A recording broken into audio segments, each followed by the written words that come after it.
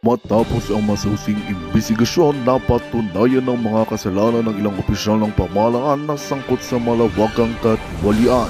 Ipinagutos ni Pangulong Kuting Jr. ang agarang pagdakip sa mga ito sa tulong ng mga men in uniform o uniform personnel.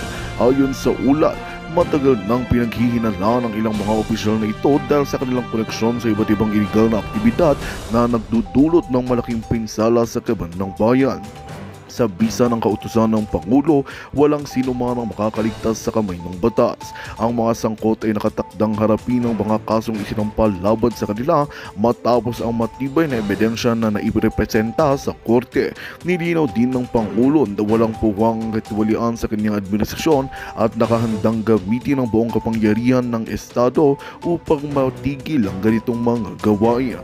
Inaasahan ng publiko na magiging mas matatag ang kampanya laban sa katiwalian, lalo na't personal na tinutukan ng Pangulong Kuting ang bawat hakbang ng proseso.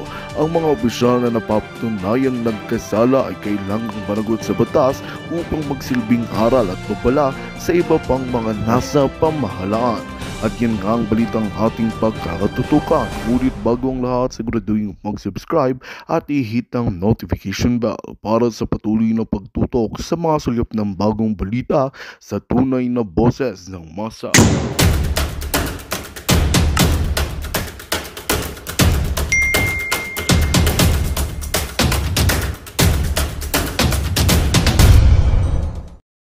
Sunod na araw ay bumisita si SPO4 Arthur Rasulis at inausap kami ni Andy sa labas ng Davao Penal Park. Dito binuksan ng gate officer ang control gate at nakita ko din sa gate si Superintendent Gerardo Padilla at tinapik pa ako. Noong papalabas kami ng gate, narinig ko yung isang empleyado sa pintuan, napuntahan si Fortaleza, Major Fortaleza. Sabihin nyo na may dalaw siya, ang classmate niya na si Garma. Ang Garma na tinutukoy ay si Lieutenant Colonel Ruina Garma na sa pagkaalam ko ay taga CIDG. Kilala ko si Lieutenant Colonel Ruina Garma na karelasyon ni Art SPO4 Narsulis. Kinabukasan, nagkaroon ng search at pinalabas na may nakuhang sachets ng shabu sa aking bulsa. Dahil dito, ako ay dinala sa Bartolina, Silda 6, kung saan nakasama ko si Fernando Magladaro na nakuhanan din ng shabu sa bulsa. Sa loob ng Bartolina, lumapit si Jimmy Fortaleza at sinabihan ako ng, "Tol, trabahuin nyo yan. Hindi kayo pwedeng pumalpak." Habang nasa Bartolina kami, si Jimmy Fortaleza ang nagbibigay sa amin ng kanin, ulam, sigarilyo at coke. Pagkaraan ng 2 araw, dinala ng mga taga-Bucor yung 3 Chinese drug lords sa Bartolina, Silda 6. Dapat kasi mag-practice muna sila bago sila magbasa. Hindi kasi pinapractice ni Katapang eh. Ayaw nilang pumasok nung una dahil nakita kami sa loob ni Fernando Magdadaro. Dahil dito, nilipat mula kami sa Bartolina, Silda 4, saka pumasok ang 3 Chinese drug lords at pagkaraan ng ilang minuto ay binalik din kami sa Bartolina, Silda 6. Noong August 13 ng gabi, pinagsasaksak na namin yung 3 Chinese drug lords. Ginamit ko ang korta at pagsaksak at si Fernando Magladaro naman ay gumamit ng 29 balisong sa pagsaksak. Ang korta at 29 balisong na nagamit ng palaksak na binigay ni Leo Pinkian 1 araw bago yung insidente. Si Leo Pinkian ay mayor ng Bartolina. Napag-usapan namin ni Fernando Magdadaro na sabay naming sasaksakin yung tatlong Chinese drug lords, kaya't pinagsasaksak niya si Chu Kintong habang pinagsasaksak ko naman si Peter Wang. Pagkatapos sumunod na pinagsasaksak ni Fernando Magladaro si Jackson Lee. Pagkatapos ng insidente ng pagpatay sa tatlong Chinese drug lords, nilagyan ni Fernando Magladaro ng malong yung rehas ng Bartolina, Silda Sais, para hindi makita ang duguan ng katawan ng tatlong Chinese drug lords. Pagkatapos ay dumating si Superintendent Gerardo Padilla sa Bartolina, Silda Sais, at sinabi niya na, anong ginamit ninyo? Ihagis sa labas. At hinagis naman namin ang korta at ang balisong sa labas ng silda. Nilabas namin sa silda ang kamay namin at pinusasan kami ni Sir Puro. Pinalabas kami para dalhin sa IS Investigation Section.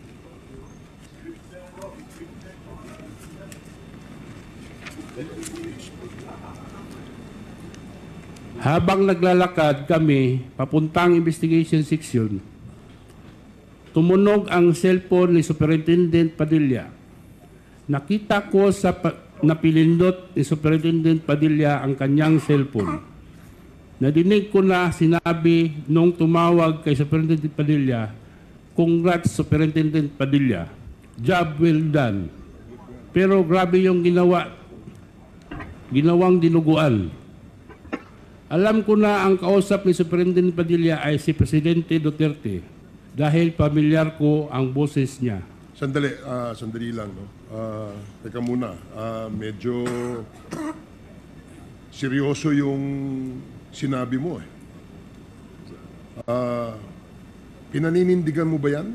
Opo, sir. Pwede bang ulitin mo kung ano yung sinabi mo? Nako, pinaulit pa.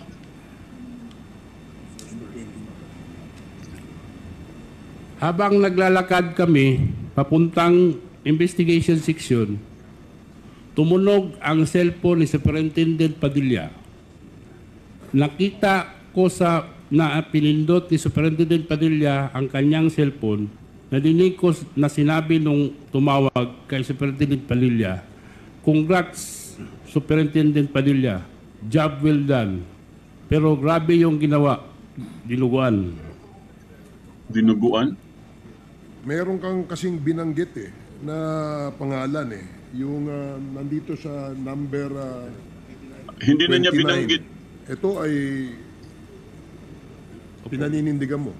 Opo. Pwede bang pakiulit mo ulit kung ano yung sinabi mo dito? Dinuguan daw? Alam ko na ang kausap ni Superintendent Padilla ay si President Duterte dahil pamilyar ko ang boses niya. Paano mo nalaman?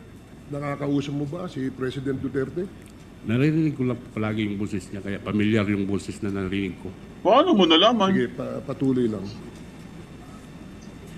Pagkatapos ng tawag, sabi ni Superintendent Padilla sa mga kasamahan niya doon, tumawag si Presidente nag-congrats sa akin.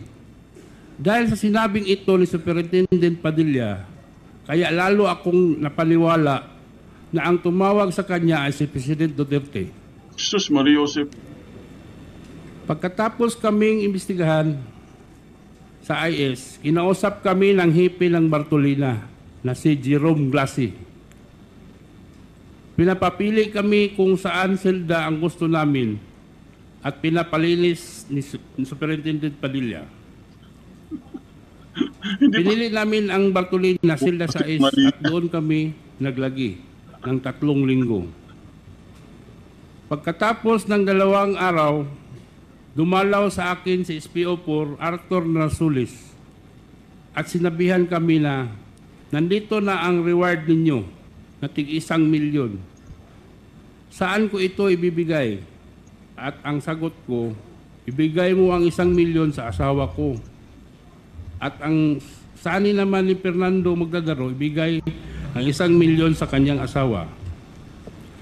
Pagkaalis ni SPO4 Narsulis, naisip ko na ang usapan namin ay 1 milyon kada ulo, kaya kulang ang reward na natanggap ng mga asawa namin. Ngunit naisip ko rin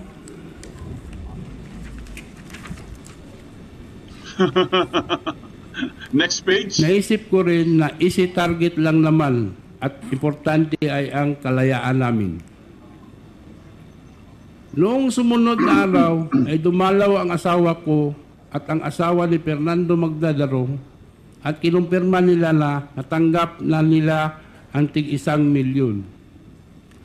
Palagi kong tinatawagan si SPO4 Arthur Nasulis tungkol sa aming paglaya at ang palagi niyang sinasabi, mag-antay-antay lang kayo, makakalaya din kayo. Sabihan namin ang presidente. Naghintay kami sa pangakong yun hanggang matapos ang administrasyon, hindi kami tinulungan na lumabas. Hanggang sa pinaamin nila ang kaso ng pagpatay sa 3 Chinese drug lord at kinasuhan kami ng homicide. Ngunit sa kalaunan namin para matapos na at tulungan kaming makalaya. Nakumbik kami sa pagpatay sa 3 Chinese drug lord. Ibinigay ko itong salaysay na ito dahil sa galit ko sa kanila. Ginawa naman naming ang pinatrabaho nila pero hindi naman tinupad ang kalayaan na pinangako. Ang lahat ng sinasabi ko ay sa salaysay na ito ay pawang katotohanan lamang at walang sino man ang nagturo o nag-impluensya. At alam ko rin na maaring gamitin laban o pabor sa akin, sa ngayon ito ay na lang po ang masasabi ko at wala nang idadagdag pa sa aking salaysay. Kulang sa rehearsal? Bilang patutuo, lumagda ngayong ika-21 Agosto 2024 ng lungsod ng Baguio.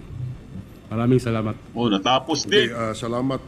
Parang Mr. pabasa Tan. lang, parang pasyon. Ito bang sa salaysay mo, pirma mo ito? Opo, Your Honor. Okay. Meron ka pa bang idadagdag na Wala na po. wala ka nang dadagdag? Okay. Now, Oo, sarap we will paluin, proceed no? with the interpellations from the members. Meron pong nagpalista dito sa atin earlier at ang una pong magtatanong ay si Congresswoman Jinky Jervil Luistro. You are recognized. Naku, si Thank you, Luis Mr. pa, isa Chair. pa yan. With your permission, I wish to address my questions to Fernando P. Magdadaro. Si ano yan, si De Lima. Mr. Magdadaro, Sa boses ni De Lima. Andy nga ba ang palayaw mo o tawag sa iyo? Opo, Your Honor. Ikaw ba, Andy, ay nag-almusal ngayong umagang ito? Hindi. Kaunti lang po, Your Honor. Bakit hindi mo dinamihan? Kasi mahabang biyahe, Your Honor. Baka mag-iihi pa kami sa daan. Nakatulog ka ba, Andy? Mula nang nakarating kami sa Manila, Your Honor, hindi ako na masyado nakatulog ng mabuti. Sa kabila ng iyong sinabi, maayos ba ang pakiramdam mo ngayong oras na ito? Opo, Your Honor. Nasa maliwanag ka bang pag-iisip?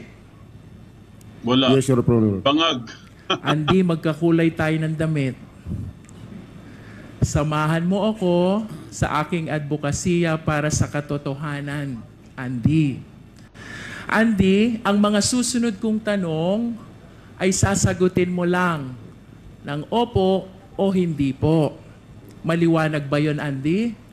Opo, Your Honor. Tumaig ka pa. Naririto ka upang isalaysay ang ginawa ninyong pagpatay sa 3 Chinese nationals, sina Cho Kin Tong, Jackson Lee, at Wong.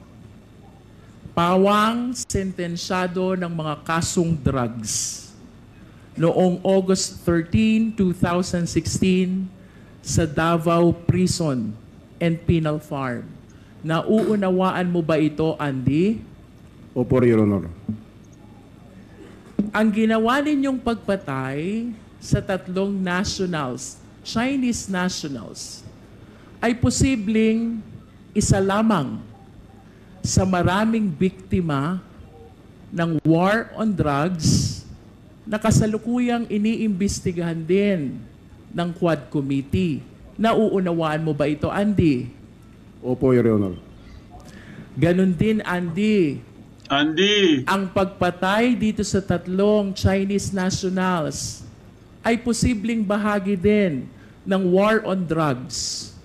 Mas kilala bilang extrajudicial killing or EJK na kasalukuyang dinidinig ng ICC or International Criminal Court kung saan ang pangunahing iniimbestigahan ay walang iba kung hindi ang dating Pangulong Rodrigo Hoy, kapatid Roa ba to ni, Duterte. ni Sabapi? Ito ba, Andy, na uunawaan mo? Opo, Your Honor. Andy, nakikilala mo ba ang dating Pangulo? Opo, Your Honor. Sino ang dating Pangulo? Rodrigo Roa Duterte po, Your Honor. President Rodrigo Roa Duterte po. Andy, sa kasalukuyan, Andy. ikaw ay nanumpa at nasa harap ng mga congressmen, bahagi ng Quad Andy, Committee. tinapian ako ni Dilma. Bawal magsinungaling. Nauunawaan mo ba ito? Opo, Your Honor. Napapanood ka din sa buong mundo, Andy. Nauunawaan mo ba ito? Comedy ba ito na Opo, Your panood? Honor. Guys, At sa kabila ng lahat ng aking mga naging katanungan sa iyo, Andy, pati yung nagtatanong. sigurado ka ba sa ginagawa mo? Opo, Your Honor. Voluntaryo Andy. ba ang ginagawa mo? Opo. Handa ka ba sa posibilidad na maaaring itong pagpatay ninyo sa tatlong Chinese nationals ay bahagi nga ng war on drugs or EJK, kung saan ang pangunahing suspect ay walang iba kung hindi ang Pangulong Rodrigo Roa Duterte? Yes po, Your Honor. Punta tayo, Andy, sa iyong sinumpaang salaysay. Sa paragraph 3, iyong binanggit, nilapitan Junel. at kinausap ka ni Leopoldo Tan. Sino si Leopoldo Tan? Kasama ko po, Your Honor, sa bilangguan po. Ano? Maximum security compound. Ano ang dahilan, Andy, at nilapitan at kinausap ka ni Leopoldo Tan? Dahil po sa pagpatay po. Nangailangan po siya ng makasama niya sa Puro pagtrabaho. bangag. Kailangan niya ng makakasama sa pagpatay. Puro bangag. Napansin ko dito sa paragraph 4 ng iyong salaysay, ginamit mo ang salitang ipapatira. Ang ibig sabihin ba dito ng ipapatira ay ang pagpatay na binabanggit mo ngayon? Opo, Your Honor. Sino ang papatayin, Andy, ayon Andy. kay Leopoldo Tan? Yun pong tatlong Chinese, Your Honor, drug lord, Chokintong, si Wang at sa Jackson Lee. Yun po silang tatlo. Andy, saan matatagpuan nung panahong iyon itong tatlong Chinese national na ayon kay Leopoldo Tan ay papatayin? Doon po sa compound ng foreign ward po, Your Honor. Nakahiwalay po sa maximum. Si Katapang, si Katapang, guys. Oh. Nalalaman mo ba, Andy, ang dahilan kung bakit Katapang nakatingin eh. ipinapapatay itong tatlong Chinese national? Yes po, Your Honor. Huwag nyo kami Ano ang pinagloloko. dahilan, Andy? Bakit ipinapapatay itong tatlong Chinese national? Drug lord po sila, Your Honor. Nako. Kasama po sa mga pinapatay sila. Sa makatuwid, Si Andy, Katapang naniniwala ka galit na galit, no? na ang dahilan kung bakit ipinapapatay itong tatlong Chinese national na ito ay dahil sila'y sentensyado ng mga kasong drugs. Tama? Opo, Your Honor. Ikaw ba ay kaagad pumayag sa nasabing paghingi ng tulong sa iyo ni Leopoldo Tan? Yes, Yes po, Your Honor. At maaari bang malaman ang dahilan? Bakit ka pumayag? Di ko Dahil at po, Your Honor, sa kunting halaga at sa kalayaan po namin, Your Honor. Pwede bang malaman magkano yung konting halaga? 1 million. Yung tinawag po nila, Your Honor, isang manok, 1 million po yun po. Oh, konting halaga ba yung 1 million? 1 milyon. Opo, Your Honor. Nabanggit mo kanina na tatlo ang papataying Chinese national. Magkano ang eksaktong halaga na ipinangako sa inyo? 2 milyon lang po ang nabigay nila, Your Honor. 3 po yun, pero 2 lang nabigay po. Ang ipinangako ay 3 milyon pero ang ibinigay ay 2 milyon. Bukod ba sa pangakong pera, Andy, may iba pa bang ipinangako sa'yo? Dahilan kung bakit pumayag ka na tumulong kay Leopoldo Tan? Kalayaan po namin, Your Honor, pagkatapos ng trabaho namin. At nalalaman mo ba kung kanino nang galing ang utos na sinabi sa iyo ni Leopoldo Tan? Si Leopoldo Tan lang po, Your Honor, ang nakaalam doon kung sinong tao na yun ang kausap niya. Mr. Chair, I understand that there are other members who wish to ask question to our witness. And to wind up the interpellation, Mr. Chair, Isang manok, 1 million. I just wish Oo, to magbenta tayong manok. ask Mr. Magdadaro one last question. Bilang pagtatapos, Andy, sa harap ng Quadcom at ng buong mundo na nanonood sa iyo ngayon, inaamin mo ba ang pagpatay na ginawa ninyo ni Leopoldo Tan sa 3 Chinese nationals na sentensyado ng kasong drugs? Inamin ko po, Your Honor. Mr. Chair, please allow this representation to make a very short manifestation.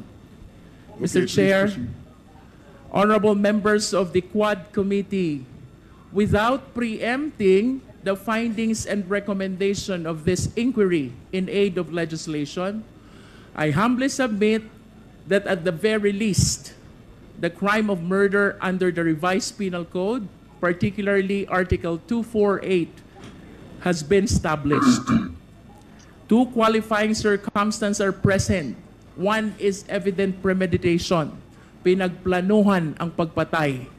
Second, killing was done in consideration of price, reward, or pledge.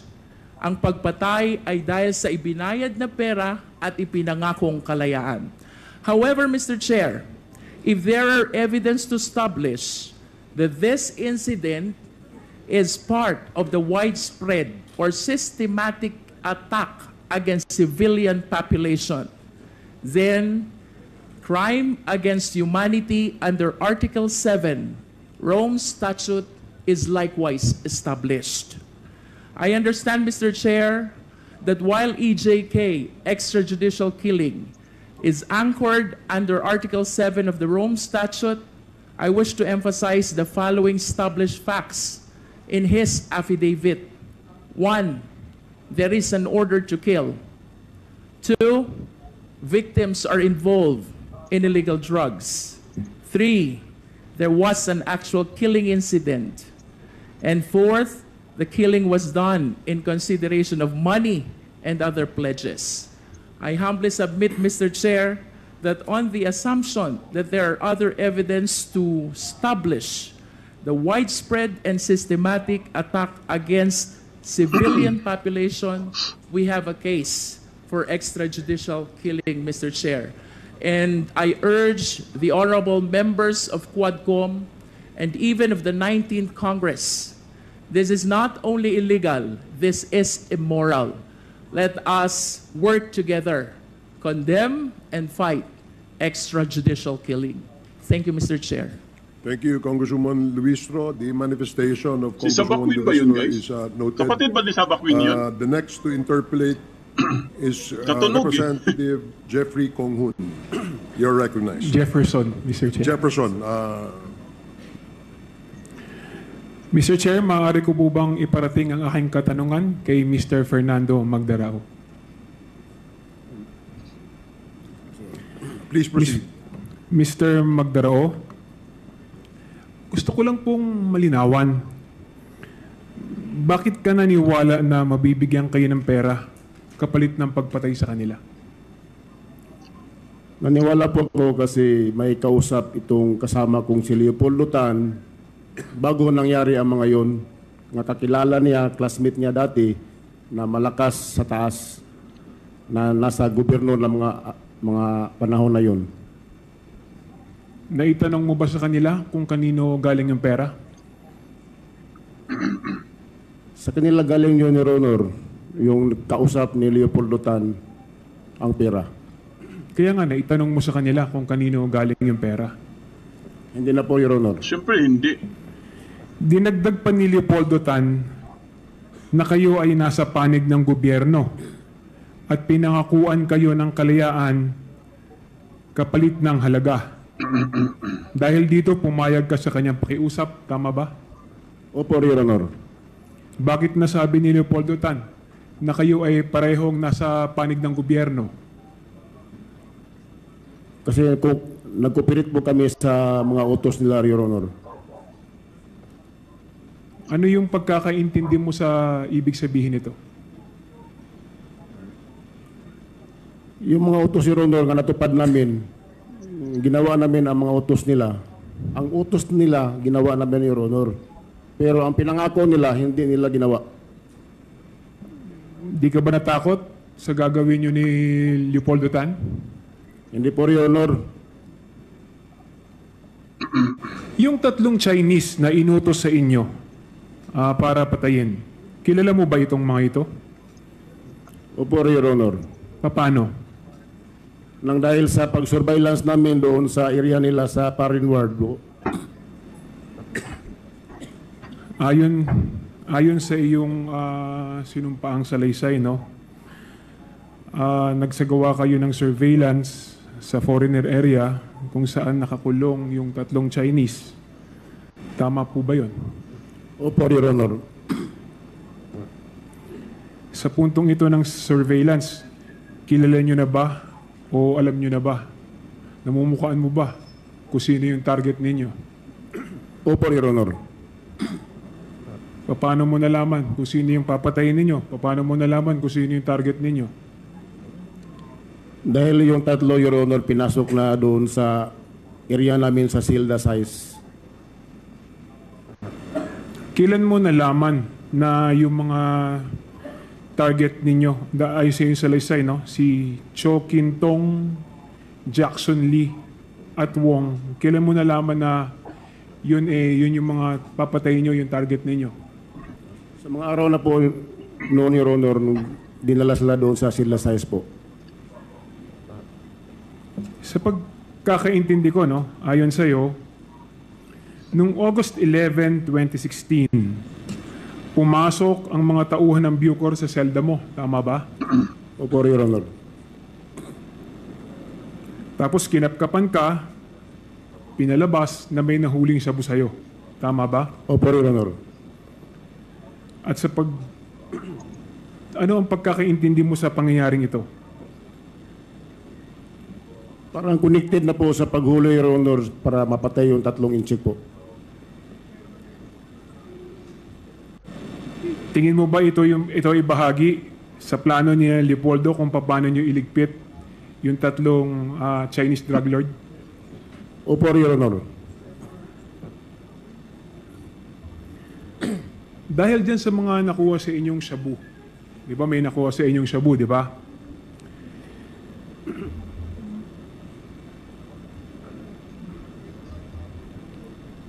Pinasok kayo ni Leopoldo Tan sa selda, tama ba? Opo, Your Honor. At ayon sa iyo, dinala ng mga taga-Bucor ang tatlong Chinese nationals sa inyong selda rin. Sino yung nagdala sa kanila sa inyo, sa selda? Yung duty po doon, Your Honor. Taga-Bucor po. Kilala mo ba yung mga ito? O sino-sino ito?